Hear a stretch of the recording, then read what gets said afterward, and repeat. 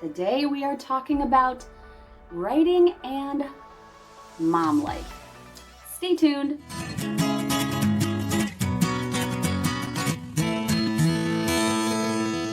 Hello and welcome to The Right Mama. My name is Jennifer Aline. I am a freelance writer, a women's fiction writer, and the mother of twin girls. Today we are talking about, yes, writing and publishing, but we are also talking about motherhood and how motherhood and writing and publishing actually have more in common than people think. So we are going to talk about quotes that are primarily focused for motherhood, mom life, pregnancy. And we're going to talk about how those quotes connect with the writing and publishing process. Now, I took these quotes off of the Instagram for Mommy Coffee, which is a wonderful brand of coffee. I am not doing a sponsored video. I am not, doing any kind of product review. I just really like them. And here's their Instagram over here. Yes, I was on there with my girls. Super fun. And I took their quotes. I looked through a few. And we are going to discuss 5 or 6 of those today and talk about how, in my life specifically, they connect to the writing process. Let's get started with quote number 1. I've got 99 problems and coffee solved like 88 of them. That is from As of Latte. That's a pretty obvious one to start off with. In motherhood, you see the cliche of, she needs her coffee to keep going. She needs her coffee to put up with her newborn and her toddlers and to do the laundry and the dishes. And that's all kind of true. The same goes for writing, specifically for me. And again, it's kind of a cliche that writers need their coffee. They need their fancy coffee shops. And I fall into that cliche. A lot of moms and writers, they need tea. They like the caffeine from tea to pick them up. Some people like energy drinks. Some people like the powder mix drinks. But for me, it's coffee. And honestly, when I wake up in the morning and I'm trying to get ready to go to have the energy to be with my girls, I may have a lot on my mind. And after I have a few sips of that coffee, whether it's the placebo effect or not, some of those little stressors kind of flitter away. And I only have like 3/4 of those stressors left. Just like writing, you might sit down to write and, you don't really even know where to start. You might feel like you need to reread. Maybe you need to re-outline. Maybe you need to think about your whole storyline again. And after you kind of have a few sips of that go-to drink or that a go-to snack, you may start to feel a little more motivated. And for me, coffee does that. It solves some problems. Quote number 2 is, the only thing consistent about my children's sleep is that it's inconsistent. And that is from Coffee and Co-Sleeping. This, I feel, is very similar specifically to my writing style. And just as inconsistent as a newborn sleep schedule, writing can be pretty darn inconsistent as well. You get really, really, really excited about something and then it kind of falters. And sometimes that makes you realize something about the plot.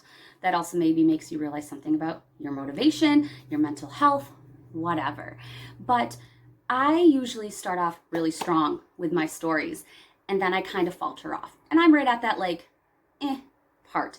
Even though the story that I'm working on is super exciting and I love it, I also just have a lot of other things going on. My brain's all over the place. I need to find a focus.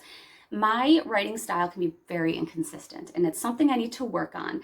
And this quote, when I saw it, made me think about that and about how everybody has a different way of writing. Some people can fast draft the crap out of their work in progress. And after a few weeks, it's done. For me, I'm a slower writer. So once I get to close to halfway through, right before that exciting moment halfway through the story, I'm kind of slow moving and it becomes a little bit less consistent than it was. Very similar to the consistent schedule a newborn does not usually have. Quote number 3 we're going to talk about is, enjoy your pregnancy. It goes so fast. False. I'm certain I've been pregnant for roughly 2 years. And that's from Countdown to Mama. Yes, I can relate this quote to writing. And a lot of people say enjoy the writing process, enjoy that journey, enjoy every word you put to that paper, because that is a really fun part. You're creating and it's going to just go so quickly. And though it does go quickly, you're going to sometimes sit back and be like, wow, it took me 2 years to write that. Or wow, It took me 6 months to write that when it usually maybe takes you a lot less. Sometimes that process drags. It drags, and you just want to get to that last chapter and that last sentence so you can sit back and be proud of the work that you've put all your energy into. And I feel like this quote is very similar to that. Your book is your book baby, like your pregnancy, your baby bump that you're building and growing and making into something real. And though, like a woman's pregnancy, you want to enjoy every second. I definitely didn't enjoy every second of my pregnancy. You also want to enjoy making and creating that horribly not beautiful rough draft, that squishy newborn that needs a little bit of time to adjust, just like your story. I just compared a wrinkly newborn to the first draft of a story. Does anybody else get that? Number 4 is you'll never be perfect, but you can be better than you were yesterday or an hour ago when you lost your shit. And that is from It's Mommy Hour. We all lose our shit. We do. And as writers, whether you're a new writer or a person who's been writing stories for years or a very well-known published author, your first draft will never be perfect. You will have stories in files and documents that will never be looked at again or never be looked at by an editor or an agent. Your stories are never going to be perfect. Even after they're published, you will want to change things and edit things. And that's okay, as long as things are better than they were. And the same thing goes for motherhood. Moms are hard on themselves, and moms are not nice to everybody. They're not nice to each other, and it stinks. And you need to realize, especially in the motherhood community, that you're not going to be the perfect mother. Not in your eyes, not in the eyes of your best friend, your mom, your cousin, whoever. Everybody has a different view of what the ideal parent is. And it's pretty darn hard to be the ideal parent, no matter what the case is. And you're always learning. And if maybe one day you made it to noon without exploding and freaking out and getting super impatient with your child, and the day before it was like 9 in the morning and you were done, bravo. That's a success. Same thing goes with writing. Maybe today you wrote a few sentences and you feel like a failure, but it's better than it was the day before when you didn't have those few sentences. So in a way, it is similar. Number 5 is, a lot of people talk about not wanting to bring kids into this ugly world, but what if we raise humans who change the world? And that's from Moms Without a Village. I like this one. And you may be like, how the heck are you going to relate this to writing? There's a lot of people out there. And if you're a writer, you probably understand this. There's people out there who say, oh, I want to write that book, but I don't have time. Or oh, I just don't understand how to publish. Or maybe you give up after you try to publish and you're not getting that agent. You're not getting the requests that you want, so you decide to give up. The thing is, what if one of your stories is the one that changes somebody's life? What if that one next book is the one that you query, you get the agent with, and you become a bestseller? Even if you don't become a bestseller, what if one of your books impacts 10 people? That means it matters. That means you as a writer matter. And I think that it's similar in how people may not always want to bring a new human into this world, especially with everything going on and the chaos that happens in this world. And that chaos is not going anywhere. We can be the people who create something that changes how we see that chaos and how we handle that chaos and how we push through that chaos. The same goes with these books. No one else is going to ever create what you have in your brain and what you are putting into that document. That's you. You're the only one.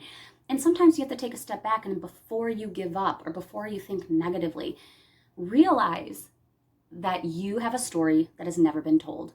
And if it just hits somebody's heart in the right place, one person, 10 people, 10,000 people, you did something worthwhile. So before you give up, before you make a decision maybe you'll regret, or maybe it's all out of fear that you won't be successful or that you'll fail, think about what you can do. It's similar to being a mom. Maybe you don't want to bring up a child in this scary world, but what if that child did do something to change the world? It will definitely change your world. but it could also change the world for other people.